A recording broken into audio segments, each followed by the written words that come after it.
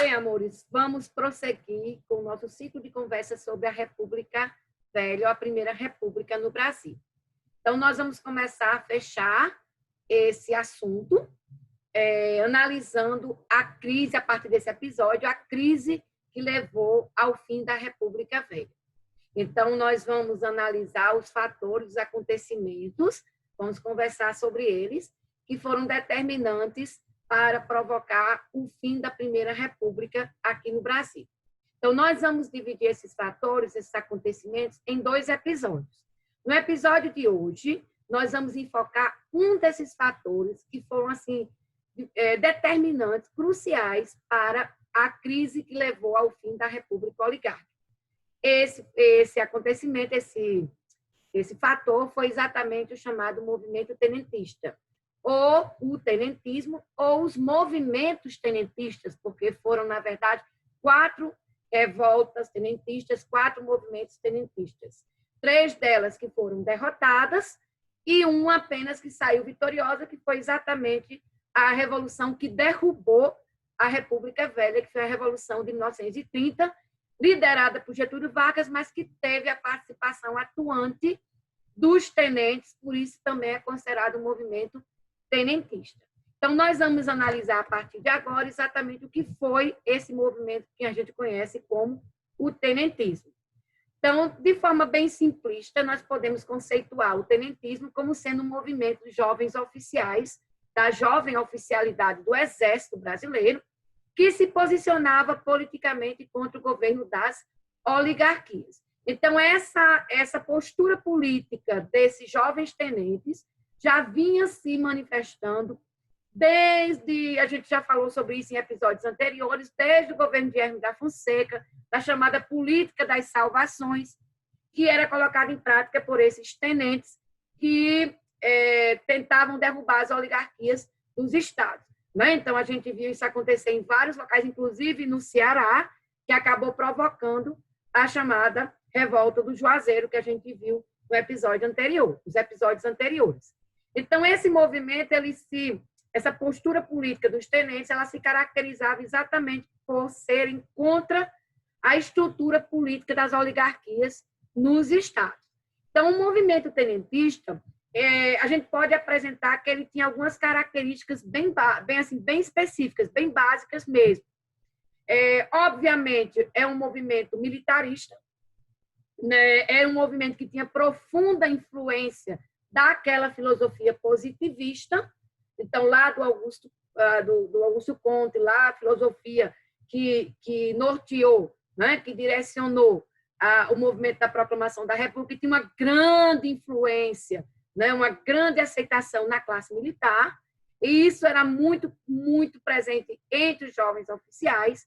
E aí, quando a gente vê essas características, a gente vê que está muito presente dentro dessa filosofia positivista. Então, dentro da característica do tenentismo, nós temos o ideal do salvacionismo nacional, aquela ideia que até hoje está presente entre o meio militar aqui no Brasil, de que as Forças Armadas, eles são os salvadores da pátria, então o ideal do salvacionismo nacional, de que as Forças Armadas, o Exército, ele é o salvador da nação, e que ele tem que entrar em ação quando essa ordem, quando a nação estiver ameaçada, né, segundo as concepções dele. Então, esse ideal do salvacionismo nacional, o ideal de que o Exército é o salvador da pátria, é o salvador da nação, isso é uma característica muito, o mantenedor da ordem, então isso é uma característica muito presente até hoje dentro do meio militar. A questão de ser um movimento elitista e corporativista, né? Então, são outras características, um movimento que não teve participação popular, um movimento que não tinha a preocupação em ter essa integração com o povo, é um movimento corporativista dentro do ambiente do Exército, dentro do ambiente militarista.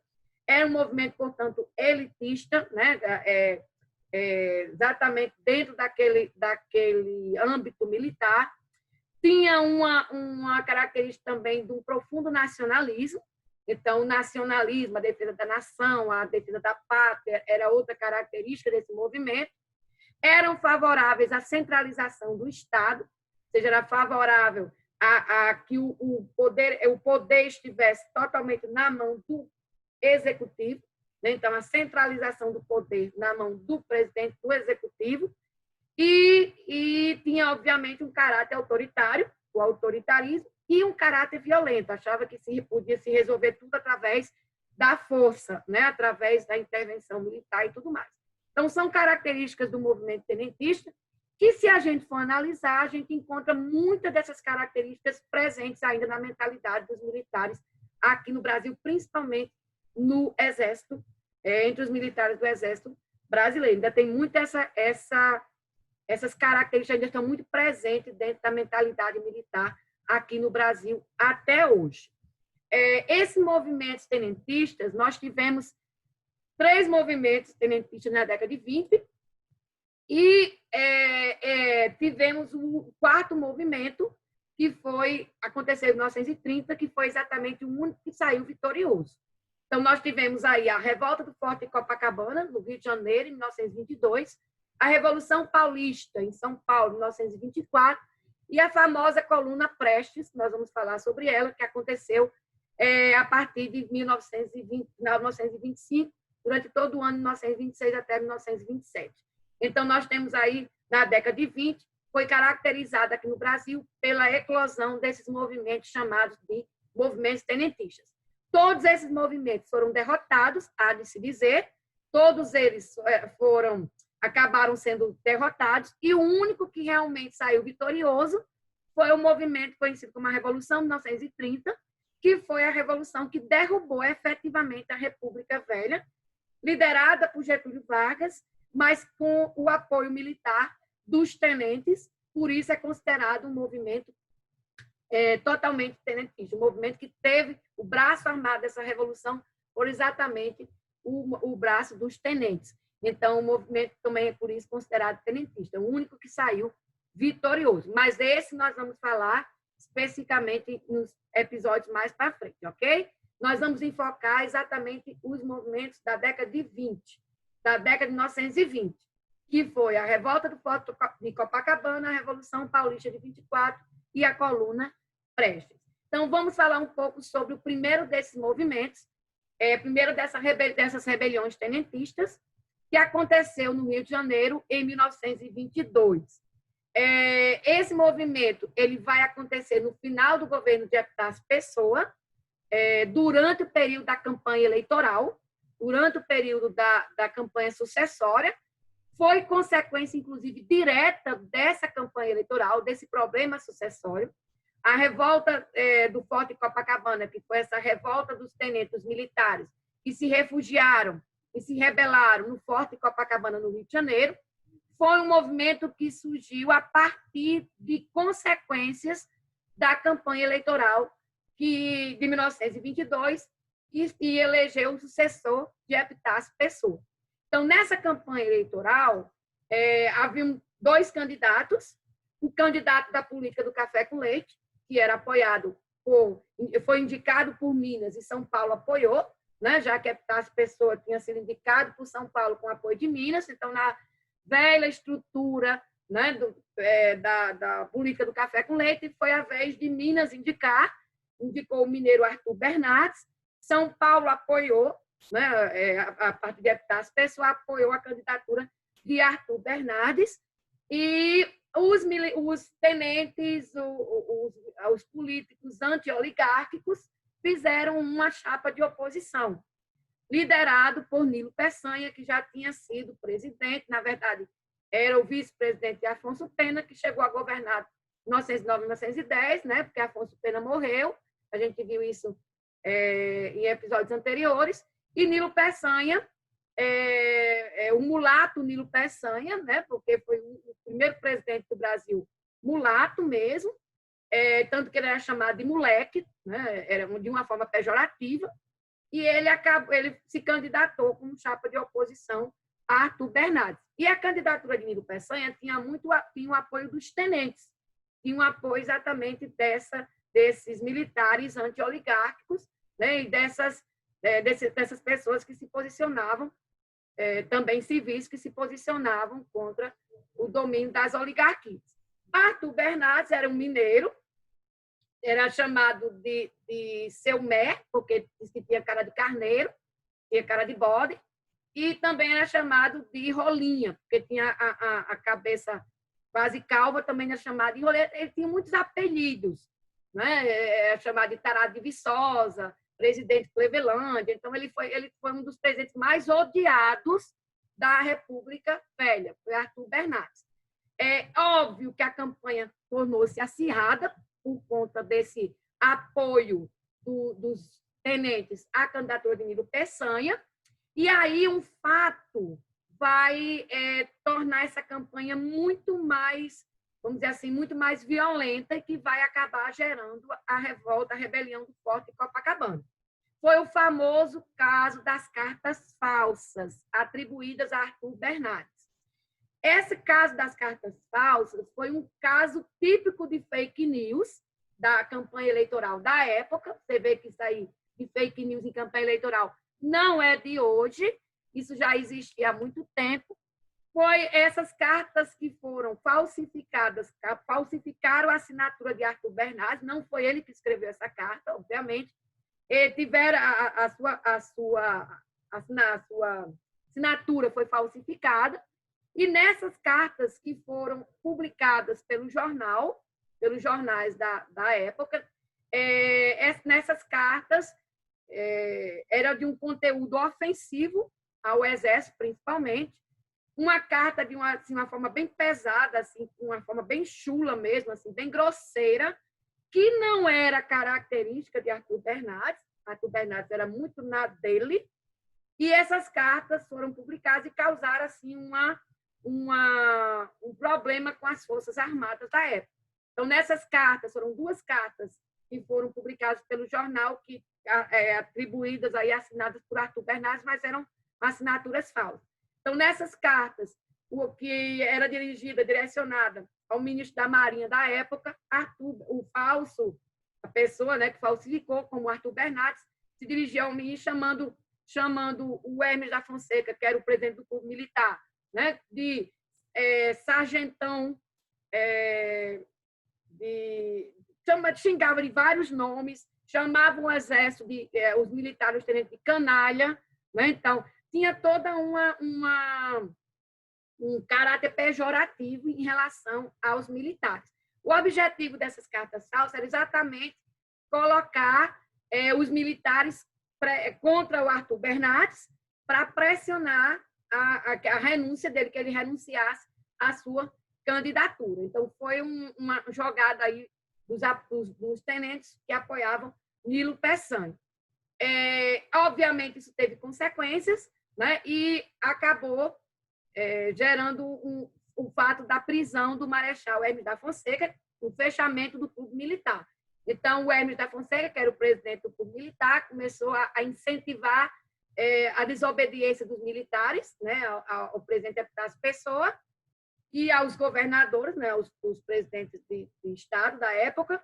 Ele começou a aconselhar a incitar aí a desobediência militar. E aí ela acabou sendo preso, o Hermes da Fonseca foi preso, o Clube Militar foi fechado e, obviamente, os tenentes envolvidos nessa questão todas se rebelaram, tomaram o Forte de Copacabana, né? Tentaram espalhar a rebelião pelos outros quartéis, mas não conseguiram, se refugiaram no Forte de Copacabana, que até hoje é um forte militar, lá no Rio de Janeiro, e ficaram lá muito tempo, foram cercados pelo Exército Leal, né, pelas tropas leais ao governo, e aí, vamos dizer assim, numa atitude midiática, né, eles não se renderam, muitos desertaram, e os que ficaram resolveram não se render, e aí fizeram aquele episódio que ficou conhecido como os 18 do Forte. E, na verdade, foi uma atitude suicida. Eles saíram, esses 18 tenentes, saíram do forte em direção às tropas leais ao governo, que estavam posicionadas lá na praia de Copacabana, e aí eles saíram sem se render, saíram em direção a essas tropas, obviamente que foram mortos, né? Dos 18 fortes, só 2 sobreviveram, e ainda entrou um gaiato no navio, que foi um civil que resolveu apoiar os 18 fortes e acabou também marchando em direção à morte. Então, ele acabou entrando também nesse episódio. Foi uma ação muito mais assim, para chamar a atenção, muito mais midiática, obviamente não ia ter sucesso nenhum, né? Acabou gerando essa foto icônica, que é considerada a foto símbolo da revolta do Forte Copacabana, o episódio dos 18 do Forte, né? E para tentar exatamente popularizar a fama de heróis desses tenentes que acabaram sendo mortos nesse episódio aí. Só 2 sobreviveram, que foi o tenente aviador Eduardo Gomes, né? E o tenente Siqueira Campos. Foram os 2 que acabaram, os 2 únicos que acabaram escapando aí dessa morte anunciada aí, que eles foram em direção à morte mesmo. E esse episódio do 18 Forte acabou sendo vamos dizer assim,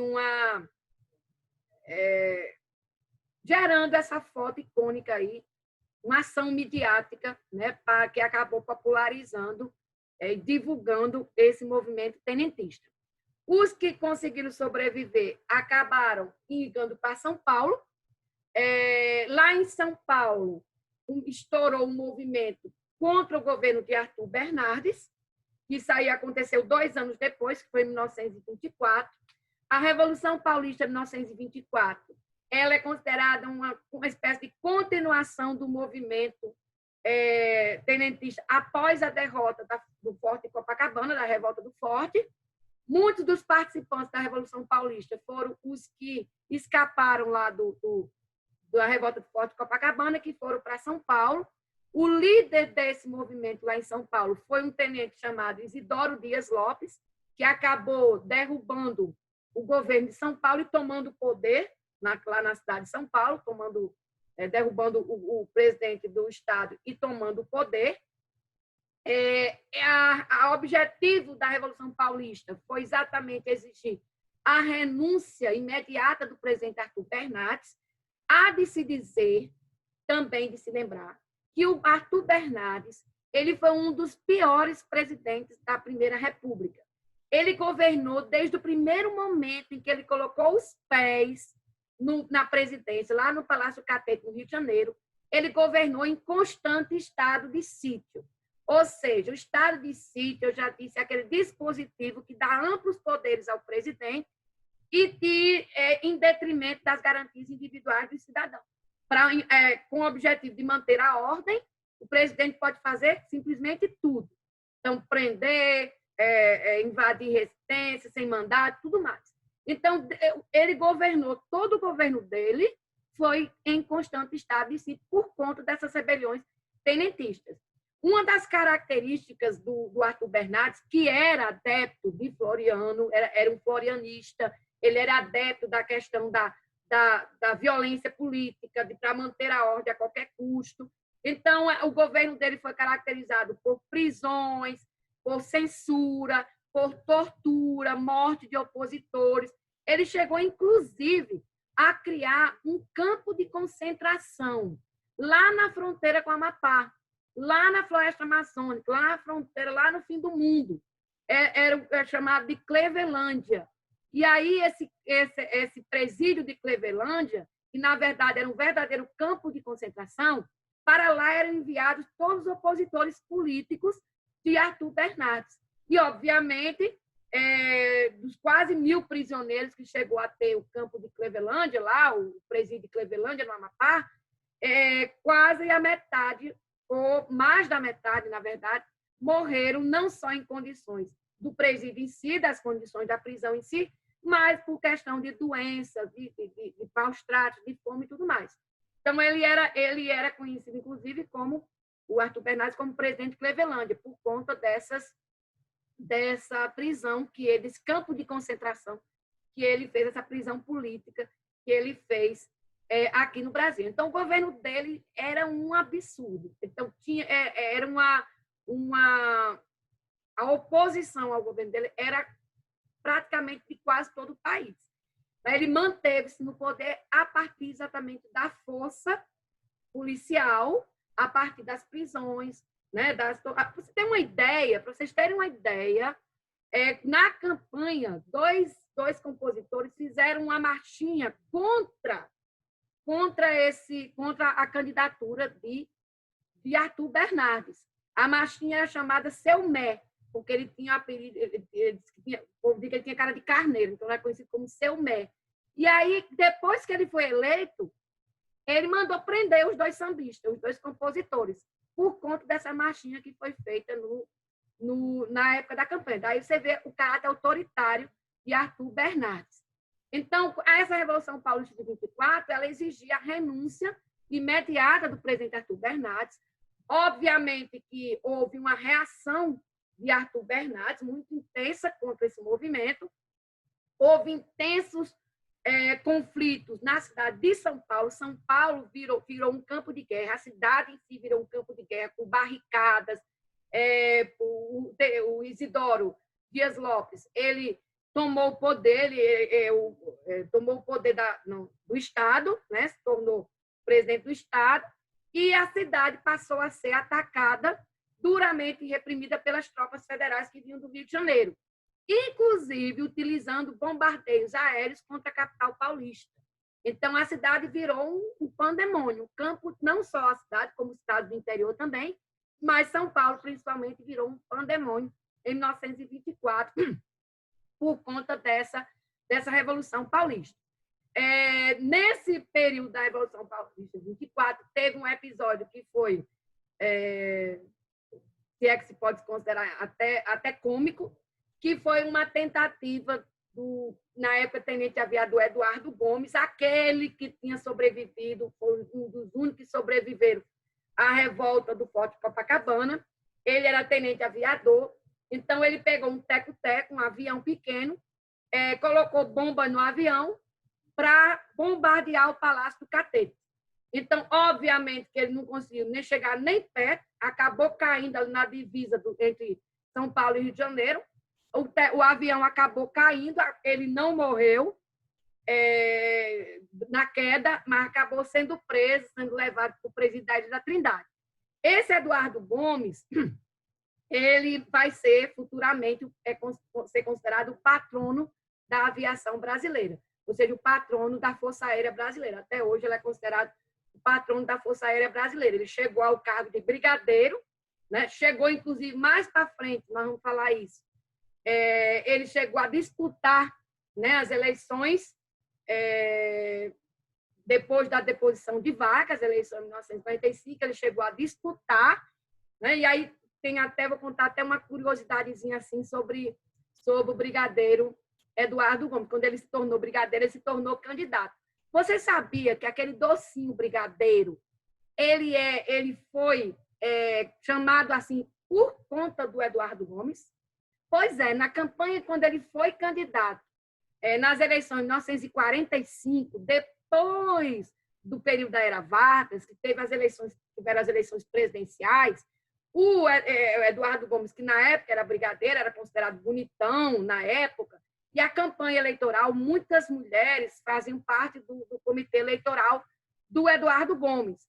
E aí, elas, para arrecadar dinheiro para a campanha, elas faziam o docinho, que era chamado lá no sul de negrinho, e aí eles faziam esse docinho e faziam a venda como docinho do brigadeiro, que era o brigadeiro Eduardo Gomes. Daí porque o docinho passou a ser conhecido no Brasil todo como o brigadeiro. Então, isso tem a ver com a campanha eleitoral de 1945. Mas isso é só uma curiosidade. Então, vamos voltar para cá. Esse Eduardo Gomes, que na época era só tenente, ainda tentou fazer esse negócio de atacar o Palácio do Catete, jogar bomba no Palácio do Catete, mas acabou o avião caindo por uma tentativa frustrada. O saldo disso tudo, dessa confusão toda, esse quiprocó todinho, foram mortos 503 pessoas nesses bombardeios, nesses ataques, nessa confusão toda, e mais de 4.800 pessoas ficaram feridas. Os rebeldes que sobreviveram, que não foram presos, fugiram para o sul do Brasil, né, depois de ter normalizado a situação em São Paulo, e lá eles se juntaram à famosa Coluna Prestes.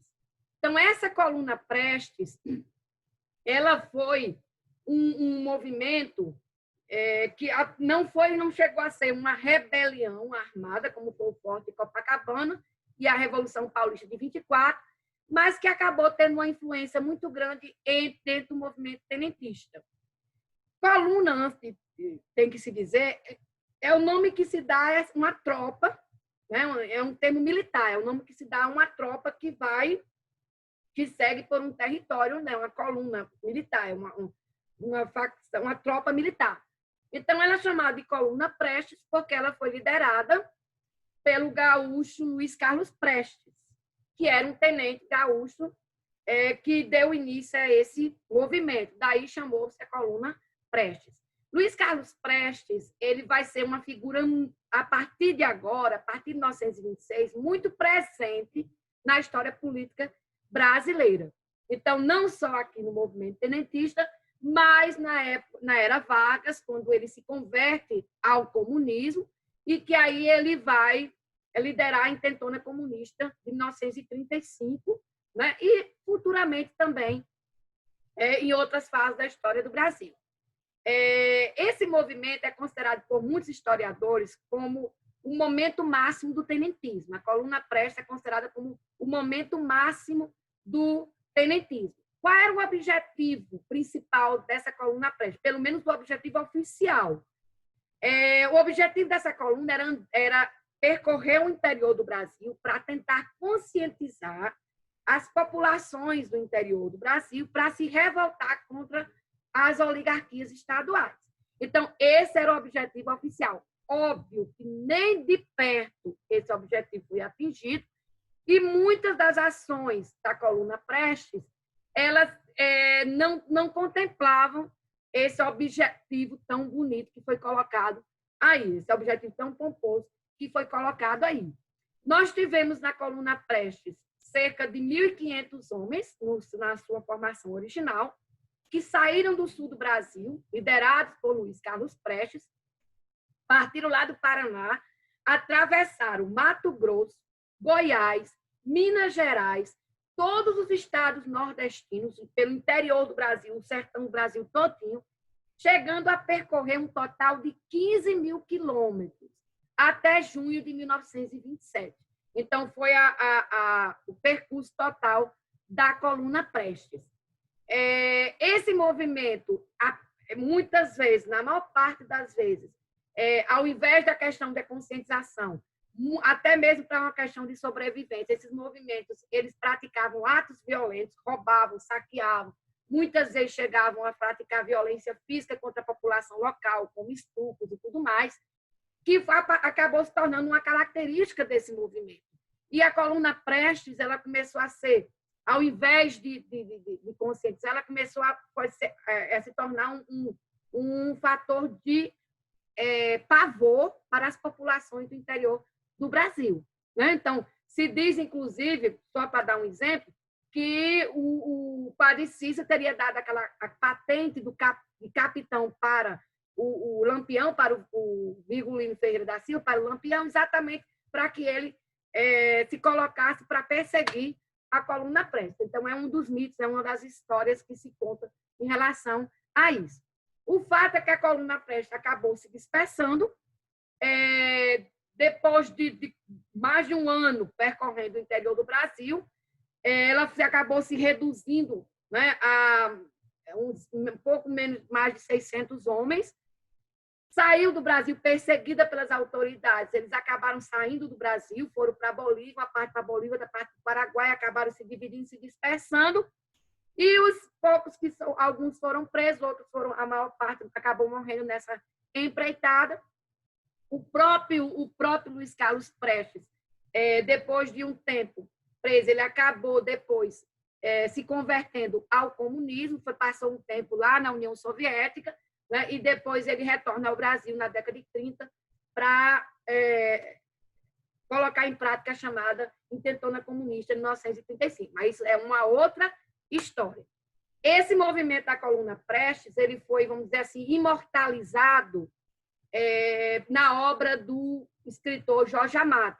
Então, um dos livros de Jorge Amado, o chamado Cavaleiro da Esperança, fala exatamente da história da Coluna Prestes, da história de Luiz Carlos Prestes. Mas existe muito questionamento, né, muitas contestações sobre essa coluna. Uma delas, obviamente, é que ela não foi eficaz no seu propósito inicial e acabou se tornando mais um bando de pessoas armadas que provocaram, que tocaram o terror no interior do Brasil. Esteve muito, muito longe de atingir o seu objetivo. Então, só para a gente concluir, é bom lembrar que, apesar dessa visão de heroísmo dos tenentes, né, que foi muito perpetuado, muito, vamos dizer assim, colocado pelos historiadores por serem determinantes para o fim da estrutura corrupta da República Velha, né, para a questão, principalmente depois da Era Vargas, né, da Revolução de 30. Mas esses movimentos tenentistas, eles não tiveram nada de heróico, nada de democrático, muito pelo contrário, movimentos autoritários, e todos esses tenentes que participaram desse movimento, e também da Revolução de 1930, que foi uma revolução, foi a revolução que derrubou a República Velha, que foi quem pegou em armas nessa revolução foram exatamente esses mesmos tenentes, mas eles estavam muito longe de ter uma característica de democracia, muito pelo contrário, movimentos autoritários, e esses mesmos tenentes que participaram aí desses movimentos, participaram da Revolução de 1930, e essas ideias tenentistas acabaram se convertendo, muitas delas, nas ideias que nortearam os chamados derrubar o golpe militar de 64, que levaram ao golpe militar de 64, ao fim da democracia no Brasil e início da ditadura brasileira. Ok, amores? Então, a gente se vê no próximo episódio, tá bom?